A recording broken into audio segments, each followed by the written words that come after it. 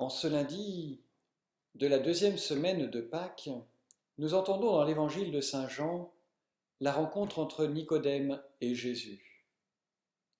Pharisien et membre du Sanhédrin, Nicodème apparaît 3 fois dans l'évangile de Saint Jean. Il va écouter son enseignement, il va prendre sa défense lorsqu'il est malmené par les pharisiens, et puis la troisième fois, c'est quand il aide Joseph d'Arimathie lors de la descente de la croix et de la mise au tombeau. Pour la tradition chrétienne antique, c'est l'un des 3 dirigeants pharisiens qui sont secrètement disciples de Jésus avec Gamaliel et Joseph d'Arimathie. Mais qui était finalement Nicodème dans la Bible? Tout ce que nous savons de Nicodème dans la Bible provient de l'évangile de Saint Jean. Jean le décrit comme un pharisien.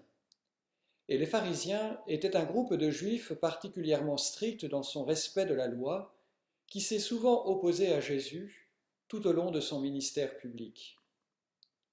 Jean décrit aussi Nicodème comme un chef des Juifs. Et Jean dira aussi qu'il était membre du Sanhédrin, le directoire juif. Chaque ville, nous le savons, avait son Sanhédrin, qui fonctionnait comme un tribunal de première instance. À l'époque du Christ, le grand Sanhédrin de Jérusalem était la cour d'appel pour toute affaire relative à la loi et à la religion juive. Il s'agit du tribunal qui a condamné Jésus, même s'il a su passer par Pilate afin de valider sa sentence, puisque d'après la loi romaine, la peine de mort était au-delà de la juridiction juive. Nicodème était un membre du grand Sanhédrin de Jérusalem. Jean raconte que Nicodème est venu trouver Jésus de nuit. Certes, Nicodème a peur du regard des autres, mais il vient tout de même parler à Jésus pendant la nuit parce qu'il l'a écouté, parce qu'il l'a vu sur le chemin et qu'il est devenu peut-être secrètement dans son cœur un disciple de Jésus.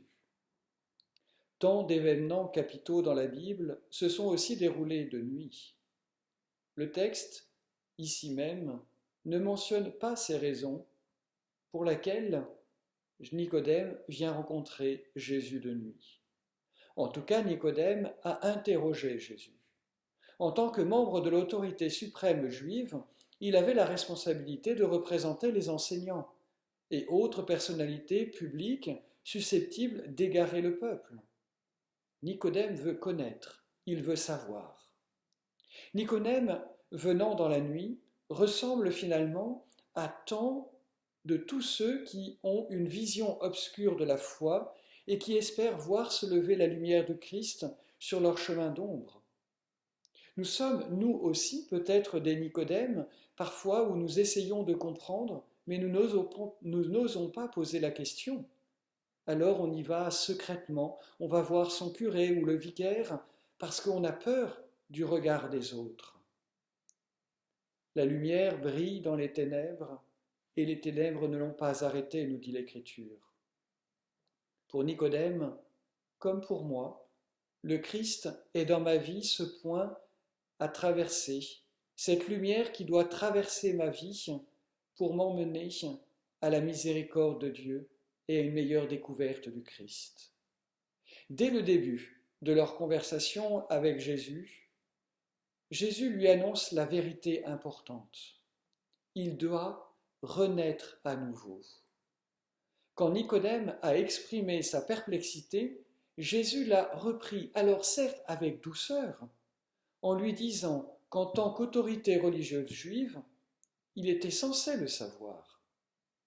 Puis, il lui a expliqué plus en détail ce qu'est cette nouvelle naissance qu'il attend. C'est dans ce contexte que l'on retrouve le passage de l'Évangile, qui est finalement un des versets les mieux connus et les plus populaires de la Bible. Mais qu'est devenu Nicodème après? L'évangile de Saint Jean laisse beaucoup de questions sans réponse. Était-il un croyant authentique? Qu'est-il advenu de lui après la résurrection? La Bible ne répond pas. Il semble avoir été un disciple de Jésus qui n'avait pas le courage de s'affirmer publiquement comme tel, de même comme Joseph d'Arimathie.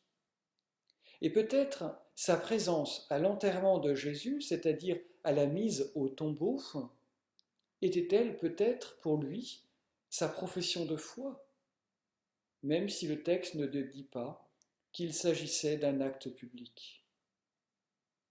L'évangile de Jean donne une image positive de lui, ce qui semble indiquer que sa foi était sincère et profonde. Jésus explique au savant Nicodème que l'entrée dans le royaume de Dieu n'est pas une affaire de généalogie, c'est-à-dire de naissance biologique ou de connaissance humaine, mais avant tout une expérience qui se vit sur le plan spirituel dans le domaine de l'esprit. C'est-à-dire reconnaître tout d'abord que Dieu est notre Père, et ensuite que lui seul, par son esprit, peut nous donner la foi et nous permettre d'entrer dans son royaume. La mention de l'eau, ici, fait référence au rite du baptême, déjà connu du temps de Jésus, qui symbolisait déjà un passage de la vie mortelle à la vie éternelle avec Dieu. Depuis 2000 ans, les chrétiens ont utilisé ce verset pour, au-delà du rite, interpréter le baptême comme une nouvelle naissance. On trouve déjà cette promesse d'une nouvelle vie avec Dieu dans le Premier Testament, par exemple dans le livre du prophète Ézéchiel. « Je vous donnerai un cœur nouveau et je mettrai en vous un esprit nouveau. J'enlèverai de votre cœur le cœur de pierre et je vous donnerai un cœur de chair. » En cette deuxième semaine du temps pascal, prions particulièrement pour les catéchumènes qui attendent le jour où ils vont renaître dans le Christ, où ils seront baptisés. Faisons aussi mémoire de notre propre baptême, où tout a changé, du jour où nous avons rené avec le Christ. Mais soyons surtout dans l'action de grâce de tout ce que le Seigneur nous apporte. Bonne journée à vous tous.